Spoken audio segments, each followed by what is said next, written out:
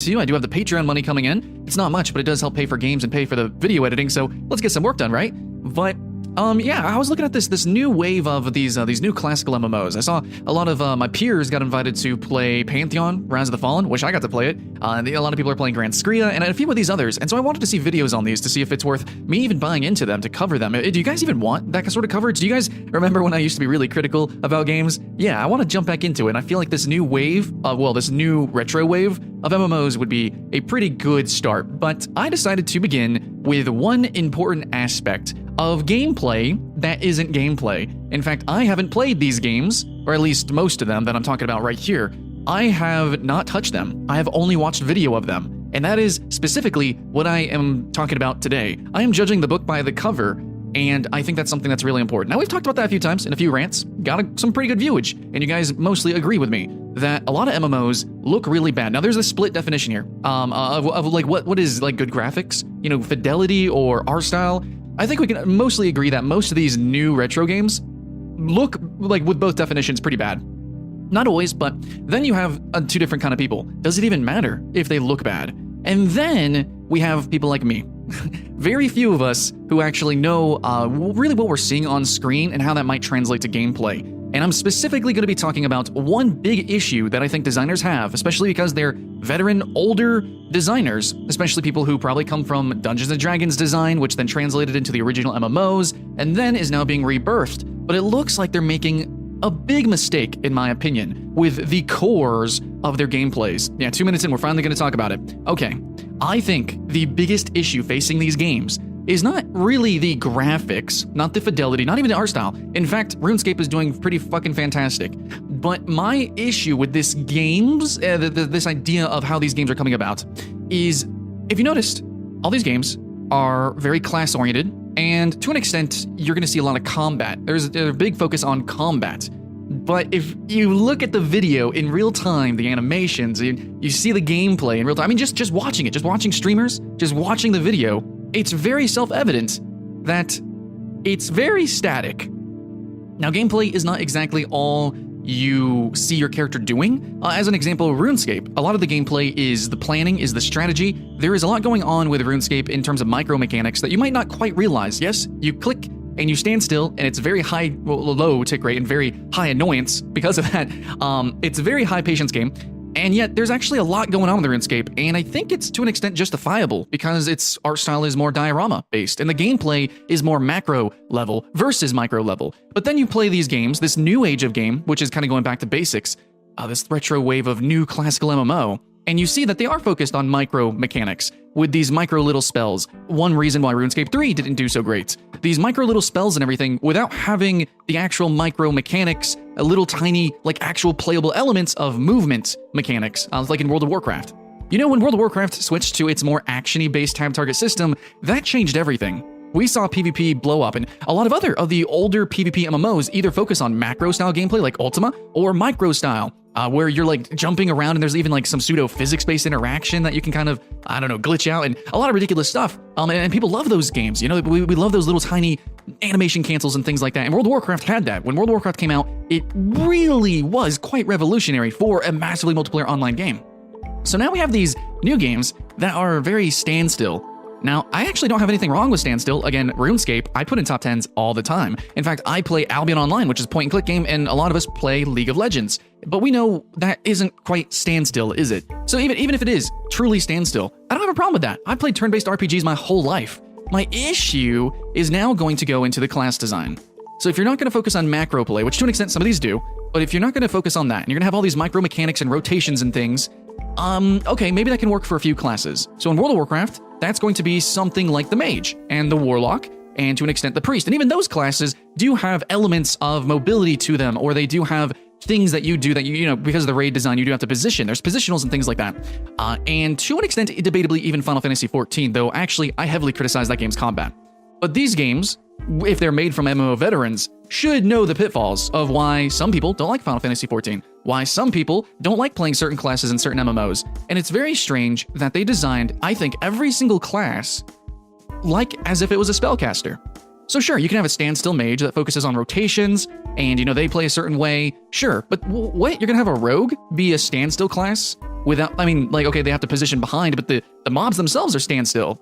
There's not really any sort of AoEs to run out. It's not like WildStar, Guild Wars 2, or Terra, which are more action-packed games, but like, you could have those in standstill games. In fact, RuneScape put those in now.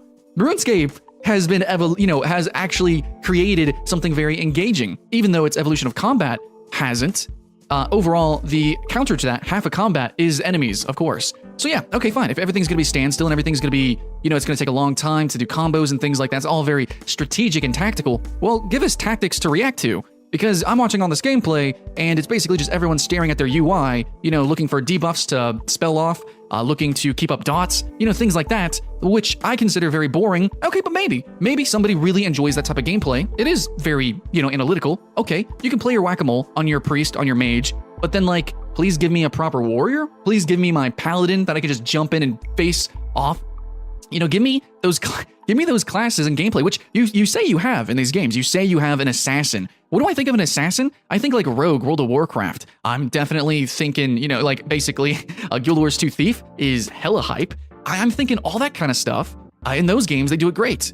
And then in these games, it's like everything is designed as if it's a different flavor of mage. Okay, the assassin is essentially, mechanically speaking, just like any other MMO, a mage. It just has a dagger, and you're using dagger skills and poisons. But like, you're standing still, essentially. You have to get behind him. But other than that, you mechanically are, as a player, it's gonna feel very homogenous compared to, I don't know, something like Guild Wars 2, which, okay, well, counter to that, Guild Wars 2 actually has a bad issue, and a lot of these, I would say, like, more action-based or pure action-based MMOs actually do have an issue, where they don't have role diversity that great, or, like, even the healers and stuff are DPS, or they basically play like the DPS. So you can definitely have the counter to that problem, but I'm specifically talking about this new wave of MMO, supposedly being designed by veterans. They're not trying to revolutionize any other mechanics, and the focus is purely on combat, which seemingly from the videos and things, these games, while they might be social-based, there might be crafting and things, combat is obviously the meat and taters, and that's what you're going to be doing most, probably,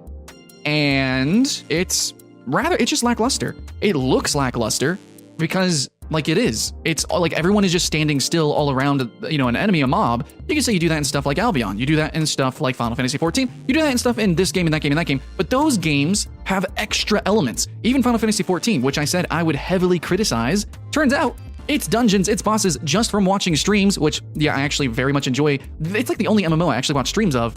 It looks fucking awesome. The positionals, the movement is really cool. The necessity out of that, and we all can agree. Final Fantasy XIV's base combat, if it was in any other MMO, would probably be garbage, but it's not. The entire game, or the rating system, is designed around that combat system. And I don't think these veteran MMO developers are really on board with that concept. They're building out a giant world, and they're filling it with lore, and all these, these little mechanics that they think fit in an RPG or an MMO, but when it comes to actual gameplay and actual game feel, which is rich coming from somebody who hasn't played these games and is just watching it, but I am probably talking out of my ass, but making the assumption that it's all rather similar. There is no way you're gonna change around rotational gameplay to such an extent that all these classes genuinely feel different.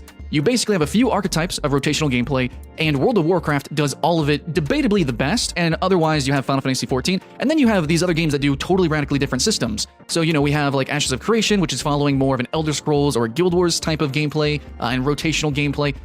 We have these other games that are full action combat, like Terra, which uses combos, Black Desert Online, and Blade and Soul. But in this particular archetype, which is supposed to be more slower paced, more strategic, why, when you could have so many cool elements and gameplay experiences, did you design every single class as if it was a spellcaster? My opinion is because they are old designers. They have old, outdated inspirations. In D&D, when you're playing in the tabletop RPG, technically, mechanically, well, there is no mechanics. You just have spells. You're all casting different spells with different flavors.